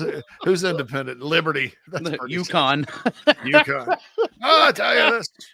Nevertheless, I'm like, give them, say, okay, ACC or Notre Dame. See how that, I mean, because I think that's perfectly fair. Yeah. I mean, there was no sense in Clemson, SMU. I mean, and I'll tell you, us here in the SEC and the Big Ten, they'll kind of laugh at it. I would be livid if I were the Big 12, because in the Big 12, you had a lot of really good teams. BYU was good. Colorado was good. Iowa State was good. For 5 weeks, Kansas was the best team, one of the best teams in college football. Right. They finished 5-7. But, K-State, good team. Arizona State comes out of nowhere. Utah had a down. Utah and Arizona were down, but that's still not a spring picnic, right? No. Mm-mm. That league is clearly, there is no metric. No, there's nobody with a brain that can look at that league and go, nope, not even close to the ACC. What? What? And that's who I would be, so if I'm the Big 12, I'm a little butthurt by that. Mm-hmm. That SMU, a school that the Big 12 has turned down for membership many a time. Right. They said no. It said, how about no? Not no. But I think that's a good idea. If they're going to go to 14, Phil, say Notre Dame. Yeah, you're welcome to be in if you're good enough, and and then the ACC only gets one. That's right. Then do you think the ACC would? I think Notre Dame could, because the ACC, remember, is like that dude in the friend zone that will never ever. No, I mean, you can stand outside with the jukebox playing Peter Gabriel all you want. She ain't coming out. She ain't coming out. She ain't coming out. She ain't coming out. And if she does come out, she's getting in the you can pull up there in your Toyota Camry with your boombox. She is coming she's out. Getting she's getting in that convertible that's going to pull up that says SEC or Big Ten on the side of it and zoom off into the night. I know. And you know what? And you're a victim of your own circumstance. That's why it was like some of these dumbass articles that have been coming out about what's going on in New Orleans are like, well, this is what you get, SEC. This, you made your bed, now lie. I was like, you don't know who made their damn bed was the ACC. That was that alone. There was zero forethought in any of that, period. Because the rumblings of this expansion were already kind of there, and the TV money was already starting to build up when they made this bad deal that they're locked into for another 10 years. Yeah. There's that. Yeah, that the people that want to blame the SEC for adding Texas and Oklahoma. Oh, that's asinine. They don't understand history. I mean, like, okay, in 1992, when South Carolina and Arkansas joined, the SEC wanted Florida State and Texas. They both said no. When A&M joined the SEC, do you think that the SEC would have rather had Missouri or Texas? Texas. It's one of the big, and Oklahoma has always kind of been like behind the scenes nudging Texas. Hey, man, we're with you, but maybe we should just go consider this. Yeah, this might not be a bad idea. Might not be a bad idea. And they went. They're in contiguous states. They're in the South. I mean, some people in Texas don't consider Austin the South, but it's still it's in the South. It's hot. Oklahoma people talk like this. Hey, how you doing? It made sense. I am sorry. Again, people are so jealous of the SEC because of just geography, right? It's not fair that all the good players played down there.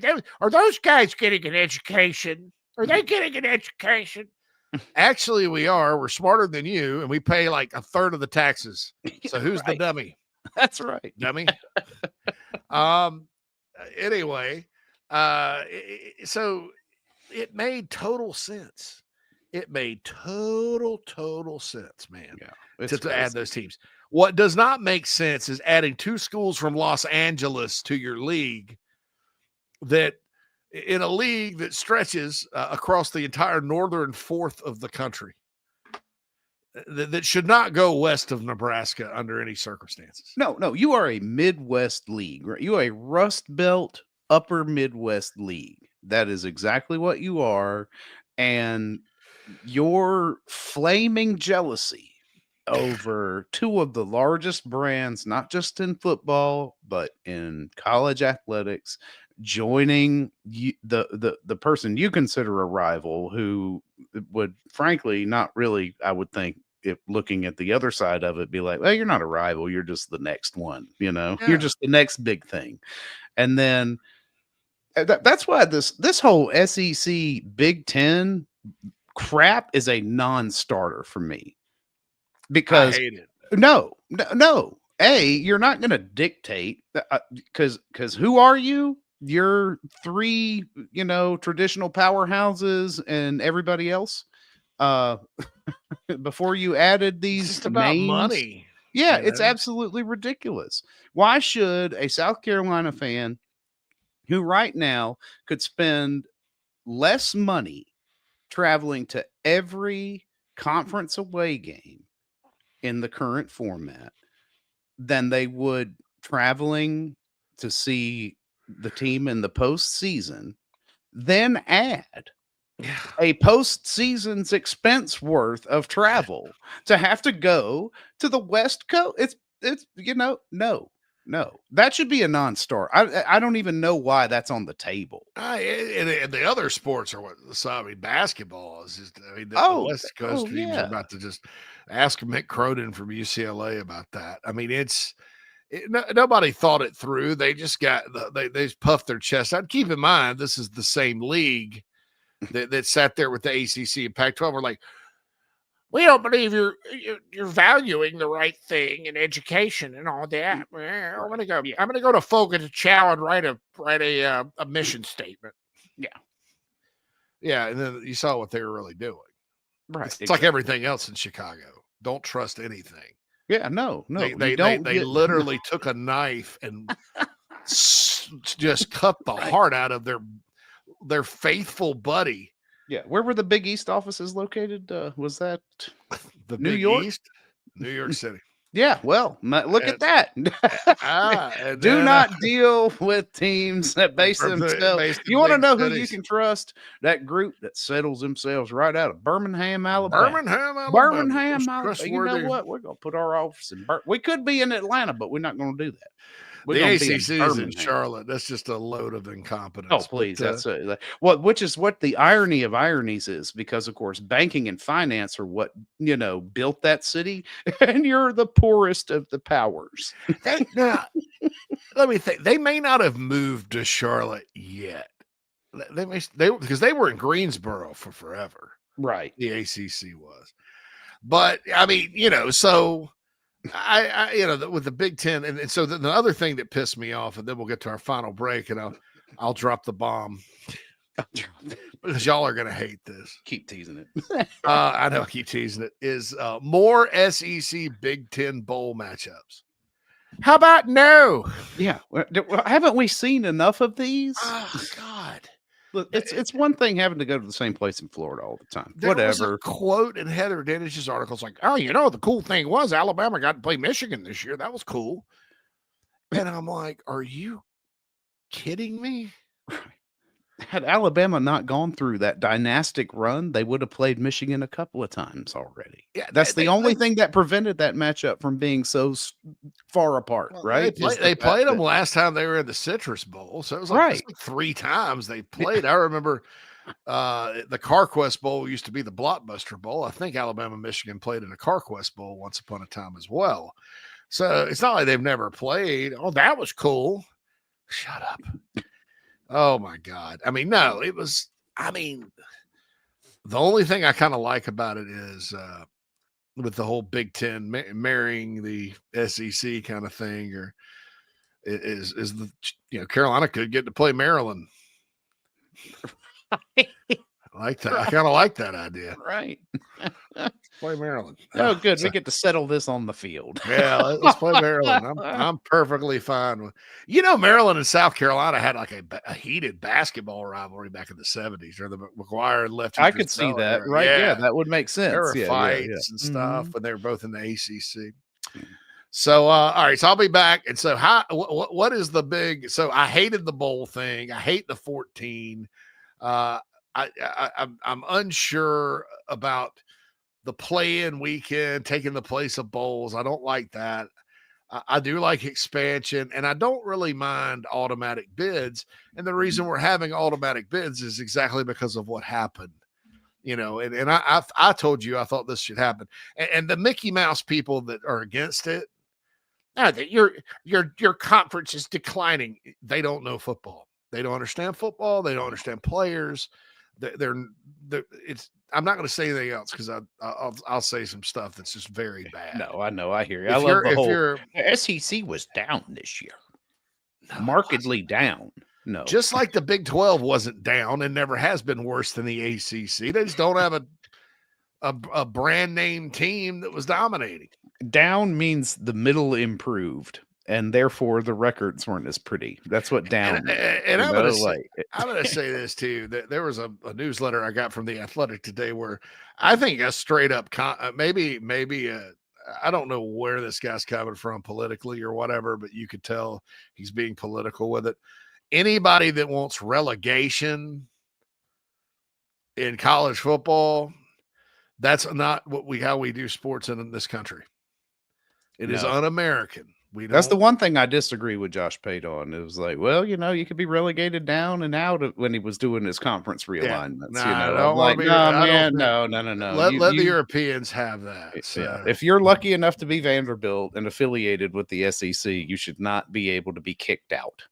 Yeah, you can't do that. For your record. Yeah. Because then you also have things that come into play. Like the whole system is starting to be set up for blue bloods, and they're almost to the point where they're openingly admitting that. Yeah. Like there are really plans out there, like with these financial people that want to put together like a pro where they're going to guarantee money to the 8 top brands. Right. And my question to that is, or my point of that is, great. Let everybody that's in that top 8 go play in their own division of football. See your ratings plummet. Mm-hmm. See everybody go. Everybody's going to get bored to tears. Nobody's going to be excited about college football. And the rest of us will go play college football. And we'll see what happens. Right? Don't be stupid. Right. All right. We're going to take our final break here. Come back Wednesday for old JC, right? Yeah, right. Come back Wednesday on the show. Came back with a fire in my belly. Inside the Gamecocks The Show will wrap up after this. The Aventon Adventure 2 takes the same basic design as the original Aventon Adventure, making it an adventure bike designed to take you places that typical roads just don't reach, allowing you to ride whatever terrain you want based on your whims of the day. Look at what you're getting. Hydraulic disc brakes, torque sensor for responsive pedal assist, great LED lighting, suspension, a beautifully welded frame with excellent build quality, included rear rack, included fenders. The list just keeps going on. Visit electricbikescharleston.com for more. When you bundle home and auto, good things can happen. You get a local agent who can help you choose the right coverage for you at a price that's right for you. Call State Farm agent Tony Pope today. Hey Gamecock Nation, my name is Kyle, longtime listener of the show and avid golfer. I wanted to take my game to the next level, but let's face it, golf is a hard game to learn on your own. I heard the ad from McKellar Enterprises and reached out to the owner and former Gamecock golfer Meredith Taylor. In just 2 months of working with Meredith, I shot my lowest round ever and I've never felt more confident in my golf game. So if you're looking to take your game to the next level, go to McKellarEnterprises.org and book your lesson today with former Gamecock golfer Meredith Taylor. Go Gamecocks. Think about that old ride of yours. The carpools, the road trips, the heavy hauls, date nights. and the dings and the dents and the sticky spills and cracker crumbs and that smell that really never goes away. Do you really want to start the new year in the same old ride? Or is it time for a fresh start?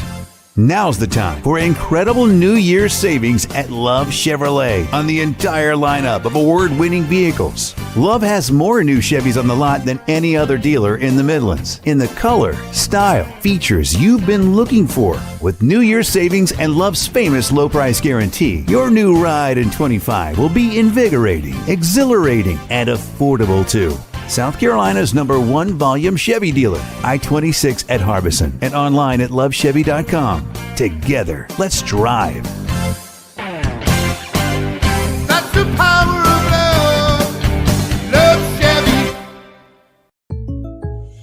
When you bundle home and auto, good things can happen. You get a local agent who can help you choose the right coverage for you at a price that's right for you. Call State Farm agent Tony Pope today.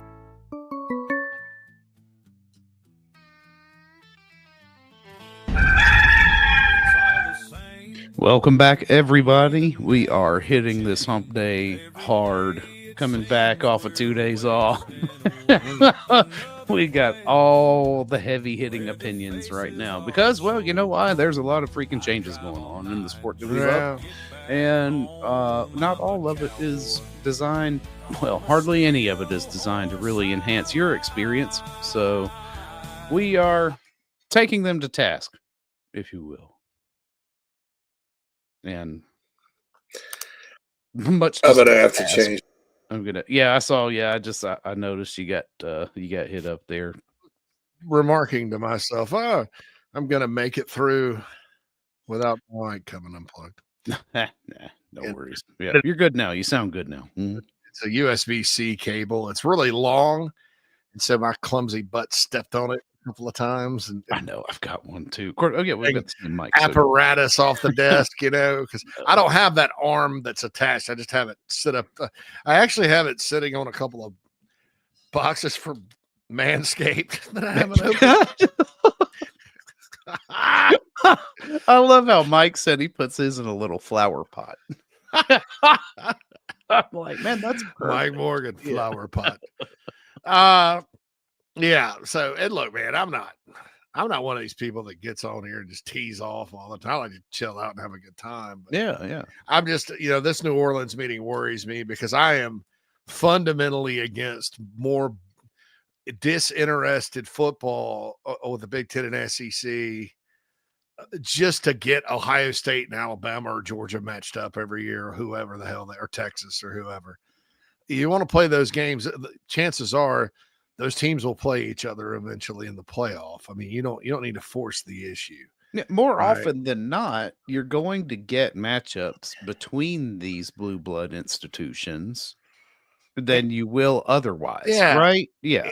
And at some point, it's not going to be special anymore. I mean, I wonder too, Phil. I mean, this is my opinion on this. I wonder if, because I've always said about TV, I'm like, what you want to do is you got to make sure that the same people that gave us Real Housewives of New Jersey or the same entertainment execs that believe Hollywood puts out good material now and that are greenlighting just garbage. You have to make sure that the people that just kind of see dollar signs and don't really understand what the product that are appealing to the greed of the people that actually run the show, which is the school presidents who know nothing about sports in most cases, other than it's a fundraiser, right? You have to be careful of that because they don't seem to care about what makes college football special. And it's not, in the NFL, the Cowboys are going to pull ratings. Just about anybody in the NFC East is going to pull ratings. Raiders are all, no matter how bad they're going to pull ratings. Dolphins, Packers, no matter how good or bad they are, you have big brands and you have small brands. Same with Major League Baseball, same with the NBA. Celtics and Lakers are always going to be preferable. And the NFL is set up for parity competitively. I mean, they're technically set up for the Jaguars to go to the Super Bowl every 5 years. Yeah, right. Yeah, the same You- amount you of know? times that the Kansas City Chiefs do. Yeah, We don't right, have yeah. that in college football, and then baseball is such a weird sport. You know, the Yankees and Dodgers aren't going to win it every year. You know, just because hey, it's baseball. You know, I know, right? That's just how it is. It's baseball. You know, basketball is becoming much more about individuals than teams. You know, and still the Celtics won it last year. So I mean, and everybody talks about the Lakers and all that. So, you know, the point of what makes college football a college sport that's successful, because college basketball is successful because of one thing: the tournament. What makes the tournament must see TV? The upsets. You know, everybody's pulling for their own team if they're in, but the whole country is pulling for Loyola. Right. Yeah. Or St. Everybody Peter's. Radford. Yeah, everybody. Yeah. And people that don't even watch, they won't watch basketball all year, and they'll fill out a bracket. And most of the time, those people are the ones that win. You know, don't overthink it. It's just like that, and so that's so. American sports fans on the college level, the other big revenue sport, it's not because of the privileged few that are out there that draw big numbers. It's all those other numbers that add up. You know, it's the fact in a place like Starkville, Mississippi, you get 60,000 people on a Saturday that are basically a big family having a family feud against their neighbors. Right. You know, it's the fact that it exists in big places just as well as small places. It's America, you know, and everybody has a stake in it. You start limiting the stakeholders. I hate that word too, Clint. Stakeholders. Yeah. It's like I hate when people say my truth. Yeah, me too. But stakeholders, you start limiting the people that have an interest to just a select few. That's not enough to sustain these billions of dollars that they're bringing in. No, it's not. And none of the TV people are even thinking about that. Mike Morgan will tell you that. Well, that's just how it is. TV wants this, that, and the other. I get it. And I know that they're spending a lot of money now. But they're spending money because it's worth that much money. And it's worth that much money because of the universal passion for the sport. And the more you limit and the more you say well, we don't care about bowls, so we're just going to let everybody, you know, end the season in November and play a play game. Or, oh, we don't really care that fans are sick of watching Tennessee play Iowa every year. That's going to still happen. We need to have that. Or, you know, we don't care about in-season rivalry games. And that brings me to my final point. Yeah. Here's what Heather Dinich talked about the SEC. And she almost acted like it was a done deal. Let's hope she's just speculating. 9 games in the conference, not 8 anymore, 9. That means you'd have 3 permanent opponents. The model was South Carolina's 3 would be Kentucky, Florida, and Georgia.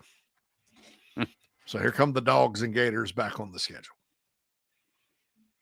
Some thought Tennessee instead of Florida, maybe, but the last word I got when it looked like 9 was that. Okay. South Carolina also plays Clemson every single year. And Clemson at some point may go back to being the 7 or 8 win non-juggernaut they were back in the day for a sustained period of time, but probably not in the league they're in, you know, unless Dabo leaves. And even then, they've always been pretty good, and they always tend to beat South Carolina most of the time. That's a tough game for the Gamecocks, no matter what the records are or what conference they're in. Okay, so you're going to say 9, and then as if we weren't going to have enough, like if they flood the bowls with Big Ten SEC matchups, as if that's not going to be enough, they want to have this Big Ten SEC challenge weekend. All right.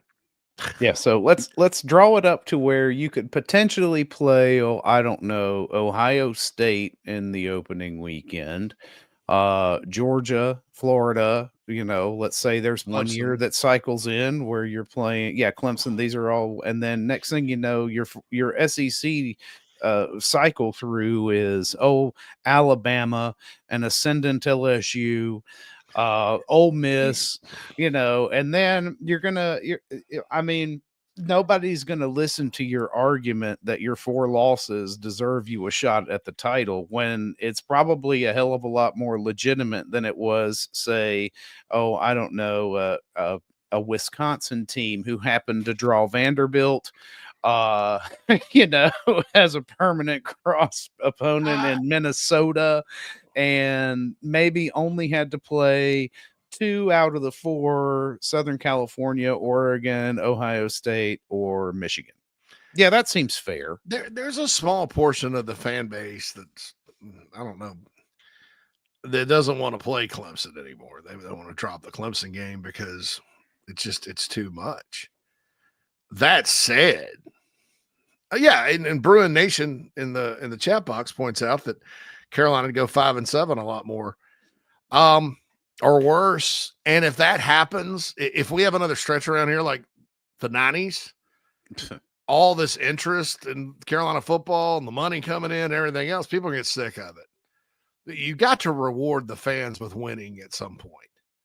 Right. You've got to give them hope and point it in the right direction, or your support is going to erode. And that's not just going to happen at South Carolina. It's going to happen in a lot of places that I think, from the Gamecocks perspective, these are pretty good programs, right? You start throwing all that in and it just gets that's stupid. And that's a naked money grab. It has nothing to do with what fans want. Has everything to do with some TV exec somewhere, wanting to sell advertising, basically. And what it's going to do, there's a small portion of the fan base that wants to cancel the Clemson series. Those voices are going to get a whole lot louder. Not only that, they're going to start having a point. Yeah. And I thought one of the biggest travesties in college football history was the pettiness that went in to not playing Texas and Texas A&M for a decade. It's back now. Yeah. And college football is better for it. And those two programs are better for it, playing each other. I mean, you've seen the best little whorehouse in Texas, haven't you, folks? Yeah, that's right. Anything that's showcased in a movie from college football, to me, is sacred. Yeah, it's big enough to be influentially relevant. Yeah. Like Washington State, the movie Volunteers with John Candy and Tom Hanks. Yeah. They sung the Cambodian militants are singing the Washington State fight song because it's Tommy from Tacoma. He's a big Wazoo fan. But Texas A&M, Longhorns and Aggies on Thanksgiving, that was featured in that musical, right? Mm-hmm. It's part of, and what you did was you robbed 10 years of that, not only from younger people that are learning about that rivalry that may have gone to school at A&M or Texas during that time. You robbed them of that. And then think about, kind of, because this stuff's been on my mind, the people that went to their grave between 2011 and 2021, never having known the joy and the excitement of that rivalry again. And you're starting to do that at Clemson and South Carolina, the game we all look forward to every year. Yeah, because you want the Gamecocks to go play Indiana. I'd have loved to see them play Indiana this year, right? Or Illinois again. I mean, hey, look. I'd have played Illinois in conference. I mean, that would in the regular season, that would have been a great game. Hey, if they do it in the next 2 years, fine. I'm driving distance from a lot of Big Ten schools. Not all of them. Right. Hey, I wouldn't mind Carolina going to Seattle for a game, but don't give me 9 conference games.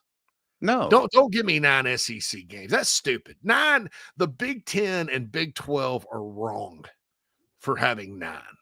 If for the Big 12, it made sense back when they had 10 teams in the conference, because they could say everybody's playing everybody. That's right. They all played each other. Right. That's where that came out of. That was born out of that. But hell, 9 games in the Big Ten, you only playing half the damn conference. I know. And the Big Ten, what they were doing was skirting competition because nobody, you look at the way they schedule in that league, and yes, they do play some tough out of conferences. Most of the time, Big Ten football, Phil, first 3 weeks of the season, it's a bunch of MACs, a bunch of Conference USAs, a bunch of Americans. Yeah. Right? Yeah.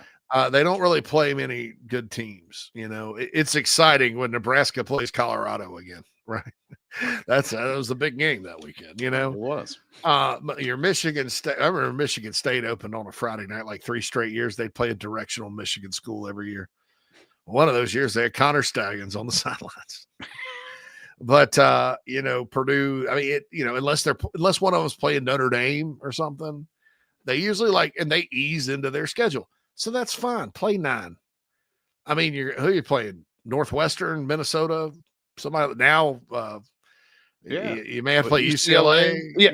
Rutgers. UCLA, Rutgers. Yeah, I mean, all these are peaches of road trips. I mean, for the Gamecocks, it'd be awesome to go to UCLA and play in the Rose Bowl. Yeah, but I mean, think about it. How many of us are going to pack up a family of 4, in the first 3 weeks of school getting back and traveling out to California? California. How about no? How about no? You said California is the place you ought to That's be. right. Yeah. No, California. I would love to go see a game in Seattle, at Washington. Yeah. That would be great. But I can't do it in the middle of school. Well, I mean, when are you going to schedule these things? And then some of these towns, the only draw to me would be, well, okay, like Northwestern. Okay, it's like, okay, we could plan a whole weekend. I go see a Cubs game. I go watch football game. I, come see y'all. Like, I mean, there's certain places that are neat like that you could go do that. But I don't want to go to freaking New Jersey. Rutgers. You can stay in Manhattan, though. I mean, like Rutgers. But look, they would have to do and again, they won't do this if it's a made for TV deal. Yeah. They're not going to give a flip. They're not going to, and the Big Ten probably will be like, let's not do it opening weekend because we're scared. Let's do it third week, because that's what they do. Yeah, which is even worse. Now, right. Yeah. Labor Day weekend, a lot of people are off. They have an extra travel day. You have a ton of TV windows. To me, fine. You want to do an opening weekend, fine. But don't give me 9 conference games. Don't give me a break. Don't give me 9 conference games and then force South Carolina and Georgia and Florida to have to choose between playing a ridiculous schedule and playing their rival. And I include Georgia and Florida in it because guess what, guys? Georgia Tech is getting back to decent. It's not like Georgia's playing Murray State. That's still a game they have to show up to win now. Right. Right. Florida State is a formidable opponent for the Gators. Always has been. Clemson is a formidable opponent for South Carolina. I'm not including Kentucky because, quite frankly, Kentucky needs to schedule somebody a little tougher. Yeah, right. Give Kentucky 10 conference games. Yeah. Well, it's crazy. I mean, and you can tell where people's biases lie right now. If any of these national people get on there and start arguing how the SEC should play 9 games because the Big Ten does too, or because the Big 12 does. It was like it's apples and oranges. Yeah, they're wrong. And I think competitively the SEC realizes this. Yeah, but I they think should. I think everybody's so freaked out about this money thing. Yeah, they're just like, it's like, listen, man, calm down a little bit. Yeah. And why don't you hear people? I mean, that because I mean, I hate to bring them up, and they don't live in the forefront of my brain, but they do in this conversation. Notre Dame plays 4 G5 schools a year minimum, and then this year, let's see their Power 5 opponents. Virginia, Purdue. Whoa, Stanford. Oh my. Oh, man, it's amazing that they were able to come out with only 1 loss to, I might add, Northern Illinois University. I'm glad I have my headphones on. My wife just walked in to feed the gecko. That's all right. Yeah, it's okay, Nat. I'm hating on Notre Dame today. I'm sorry. It's not sorry. As we wrap up here, Clint mentions the Salinesi story with Colorado. Yeah, man, I remember that. Yeah. That hit me like a ton of bricks when I was a kid. Bill McCartney, and Yeah, man. all that. And he recently passed. Kreger's never seen Independence Day. No surprise. Julie says no more weddings at the bowl game. That was odd. Craig says he can't afford to go to the Rose Bowl. Who can? Yeah, right. I mean, that's You're why I gonna think have to put it on credit. If you want to care about the fans, do it Labor Day weekend. I mean, don't be greedy, because I guarantee you these greedy, ones are gonna be like, well, excuse me, I got to take a call. Oh, Real Housewives of Des Moines has been green lighted. Great, baby, let's do it. All right. So anyway, that first weekend we get great ratings, but week 2 we suck. So let's do it week 2, man. And you're like, what? This is a sport. Yeah. Use common sense. Yeah. So I don't think it's good. And I'm not one to run from the whole schedule. Carolina's got Miami coming up, and with 8 conference games, I don't really see the need to cancel that one, or NC State, unless there's not more playoff access, or a new committee or new way to choose it. And if you have a play-in game, and in theory the conference standings are all that's going to matter. So I don't know. I think I get it, but if you start 9 conference games, is stupid for the SEC. There's a reason why they've stayed at 8. If you're going to go 9 conference games, then by all means let Clemson in. Yeah, let's expand. Yeah, expand. Yeah. Just go ahead and absorb the ACC. That way you can still have it. But kick out Cal and Stanford and SMU. Well, I'll even take SMU because you got Texas. So just bring absorb in them. Schools that can get ratings but aren't good at football. Yeah. But then it's silly, Yeah, strength of schedule is already in the top 10 every year. I'll say this too and wrap up. Final point. Because the Big Ten has 18 teams and the SEC has 16. It's not like the basketball challenge where 2 SEC teams get left out. Have a break from it every year. All 16 SECs are going to have to play. You'll have a couple of Big Tens that get to sit it out, which is interesting as well. So, yeah. And I bet you the first 2 years of that will be Ohio State and Michigan. They should tell the ACC, all right, so number 1, Notre Dame gets one of your automatic spots if they're good enough. And then number 2, Notre Dame and Clemson have to play the other 2 Big Ten teams. That's right. Or either that or Clemson and Florida State, right? I mean, it's got to be one of the 2 big dogs in the ACC. Yeah. I mean, if Florida State comes back for that's true. The death. Hey, have they canceled the baseball game yet tonight? Postponed it? No, not that I'm aware. Wow. Yeah, it's going to be cold, but not necessarily bad weather. I thought it was snow flurrying. Well, but was that just in the upstate? We're just getting it up here, and it's not enough to even worry with. No. All right, 4:00. Gamecocks and Queens. Yeah. I'm going to go to Queens to find me a queen. Cletus McDowell, R.I.P. Is that his name, Cletus, or is that McDowell? McDowell. McDowell. Yeah. His name, what was this? Cletus? Was it Cletus? I don't think it was Cletus. Mr. McDowell. He's not from there. Anyway, John Amos on Coming to America. Yeah, John Amos. That's right. Yeah. I was. What was his first name though? The McDowells. Oh, Cletus. Look that up. It's going to drive me crazy. Before let's see. Hold on, we got it. While he's looking that up, I'll tell you about Gamecock Traditions. They've got some really cool baseball stuff coming in.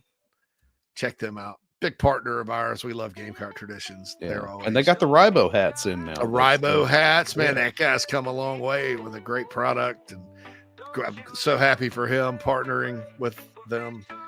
Don't forget GamecockCoffee.com. Get your coffee. Help Lamont Paris get out of this by buying coffee. Cleo, not Cletus. Cleo McDowell. Close. That's right. Cleo. All right. McDowell. So Queens. So all right, Phil, get us out of here, man. On a Wednesday, good to be back. Good to get that off my chest. Yeah, man. Happy to have you back. Let's see, tomorrow on the morning show. Yeah, because both of our late night programs got out of the way yesterday so that they could get it in before the basketball game. But yeah, go see 4 o'clock against Queens. Be interesting to see if the baseball team can keep it up. Tomorrow is Thursday, so we will have man, of course, my mind just went blank. Anyway, Darren Usher is on with us tomorrow. Yeah, tomorrow we have Darren Usher right at noon. Yeah, I was trying to think about who's on the morning show. I can't. I can never remember. There's always a regular Thursday guest. I know we're trying to get. Shoot. Actually, Chastain Woodard will be on with JB tomorrow. We're going to talk some of the hot softball team, and ask her why it is she's making us care about them, just to reinforce all of the feelings and emotion. I don't have the emotional capacity to like softball, but you're making me do it. No, it's always good. Listen, keep yourself up to high expectations. Is Oklahoma on the schedule? Yeah, that's who we open the conference season up with. I knew baseball opened with Oklahoma. I didn't know softball. I'm pretty sure softball does too, if I remember correctly. They've got a big series, I think, coming up this weekend as well. Either way, the road is not going to be easy, but it looks like they've got everything rolling right now to be prepared to make some waves. If you guys want to, one more thing, if you want to laugh and you like old Saturday Night Live with Chris Farley, I don't know how I missed this one. It's a skit with him that has Janine Garofalo in it, and they're making fun of like old timey Christmas stories, and he falls in some ice, like through the ice, and starts drowning. He's like, "Oh my God, I'm drowning!" Help! Janine Garofalo did, but she's like, "Whatever shall we do? Save me!" it's hilarious. Anyway, if you want to laugh, go check that out. All right. That's all right. We'll see y'all tomorrow. Mad Dog, JC Sherbert, Inside the Gamecocks, the show. Back tomorrow at noon. JB at 10. Everybody have a great day.